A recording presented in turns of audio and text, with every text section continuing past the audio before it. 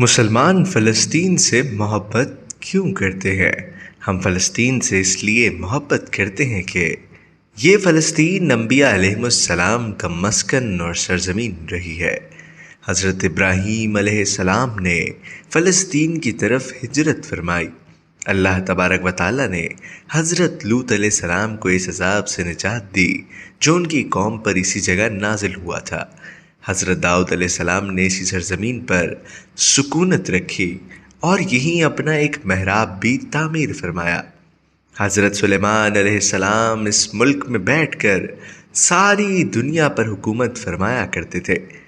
چوٹی کا وہ مشہور قصہ جس میں ایک چوٹی نے اپنی باقی ساتھیوں سے کہا تھا کہ اے چوٹیوں اپنے بلوں میں گھس جاؤ، یہیں اس ملک میں واقع ثقلان شہر کی ایک وادی میں پیش آیا تھا جس کا نام بعد میں وادی نمل یعنی چوٹیوں کی وادی رکھ دیا گیا تھا۔ حضرت زکریا علیہ السلام کا محراب بھی اسی شہر میں ہے۔ حضرت موسیٰ علیہ السلام نے اسی ملک کے بارے میں اپنے ساتھیوں سے کہا تھا کہ اس مقدس شہر میں داخل ہو جاؤ۔ انہوں نے اس شہر کو مقدس، اس شہر کے شرک سے پاک ہونے اور انبیاء علیہم السلام کا مسکن ہونے کی وجہ سے کہا تھا۔ اس شہر میں کئی معجزات وقوع پذیر ہوئے جن میں ایک کنواری بی بی حضرت مریم کے بطن سے حضرت عیسیٰ علیہ السلام کی ولادت مبارکہ بھی ہے۔ حضرت عیسیٰ علیہ السلام کو جب ان کی قوم نے قتل کرنا چاہا تو اللہ تبارک و تعالیٰ نے انہیں اسی شہر سے آسمان پر اٹھا لیا تھا۔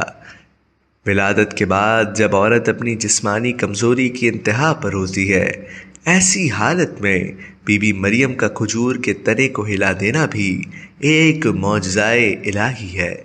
قیامت کی علامات میں سے ایک حضرت عیسیٰ علیہ السلام کا زمین پر واپس تشریف لانا اسی شہر کے مقام سفید مینار کے پاس ہوگا۔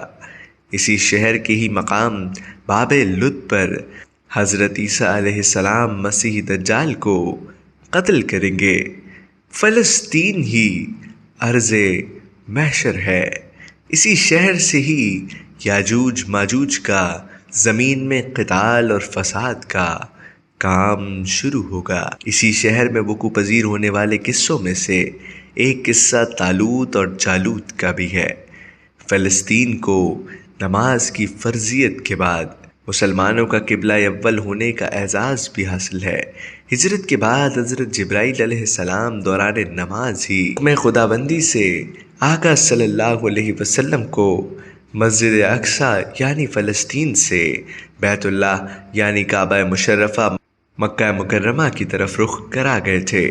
جس مسجد میں یہ واقعہ پیش آیا وہ مسجد آج بھی مسجد قبلتین کہلاتی ہے۔ حضور اکرم صلی اللہ علیہ وسلم معراج کی رات آسمان پر لے جانے سے پہلے مکہ مکرمہ سے یہاں بیت المقدس یعنی فلسطین لائے گئے۔ سرکار دو عالم صلی اللہ علیہ وسلم کی اقتداء میں انبیاء علیہم السلام نے یہاں نماز ادا فرمائی۔ اس طرح فلسطین ایک بار پھر سارے انبیاء کا مسکن بن گیا۔ سیدنا ابو ذر کہتے ہیں کہ میں نے رسول اللہ صلی اللہ علیہ وسلم سے عرض کیا کہ زمین پر سب سے پہلی مسجد کون سی بنائی گئی؟ تو آپ صلی اللہ علیہ وسلم نے فرمایا کہ مسجد الحرام یعنی خانہ کعبہ۔ میں نے عرض کیا کہ پھر کون سی مسجد بنائی گئی؟ تو آپ صلی اللہ علیہ وسلم نے فرمایا کہ مسجد الاقصیٰ یعنی بیت المقدس۔ میں نے پھر عرض کیا کہ ان دونوں کے درمیان کتنا فاصلہ تھا؟ آپ صلی اللہ علیہ وسلم نے فرمایا کہ 40 برس کا، اور تو جہاں بھی نماز کا وقت پالے وہیں نماز ادا کر لے، بس وہ مسجد ہی ہے۔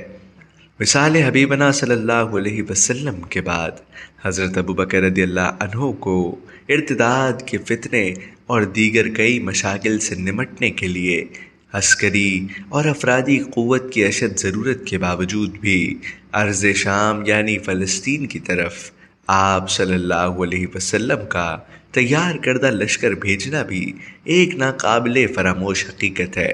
اسلام کی سنہری دور فاروقی میں دنیا بھر کی فتوحات کو چھوڑ کر محض فلسطین کی فتح کے لیے خود سیدنا عمر کا چل کر جانا اور یہاں پر جا کر نماز ادا کرنا اس شہر کی عظمت کو اجاگر کرتا ہے۔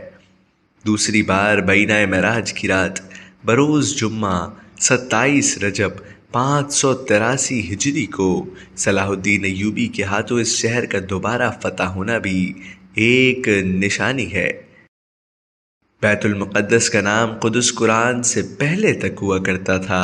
قرآن نازل ہوا تو اس کا نام مسجد اقصیٰ رکھا گیا۔ قدس اس شہر کی اس تقدیس کی وجہ سے ہے جو اسے دوسرے شہروں سے ممتاز کرتی ہے۔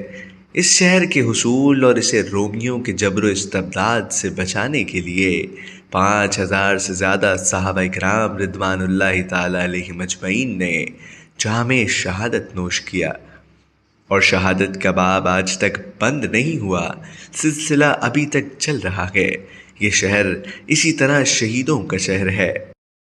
مسجد اقصیٰ اور بلاد شام کی اہمیت بالکل حرمین الشریفین جیسی ہے۔ جب قرآن پاک کی آیت والتین والزیتون وطور سنین وہذا البلد الامین نازل ہوئی تو ابن عباس کہتے ہیں کہ ہم نے بلاد شام کو التین انجیر سے، بلاد فلسطین کو الزیتون زیتون سے، اور الطور سینین کو مصر کے پہاڑ کوہ طور جس پر جا کر حضرت موسیٰ علیہ السلام اللہ پاک سے کلام کیا کرتے تھے سے استدلال کیا، اور قرآن پاک کی آیت مبارکہ وَلَقَدْ كَتَبْنَا فِي الزُّبُورِ مِن بَعْدِ الذِّكْرِ إِنَّ الْأَرْضَ يَرِثُهَا عِبَادِ الصَّالِحُونَ سے یہ استدلال لیا گیا کہ امت محمد حقیقت میں اس مقدس سرزمین کی وارث ہے۔ فلسطین کی عظمت کا اندازہ اس بات سے بھی لگایا جا سکتا ہے کہ یہاں پر پڑھی جانے والی ہر نماز کا اجر 500 گنا بڑھا کر دیا جاتا ہے۔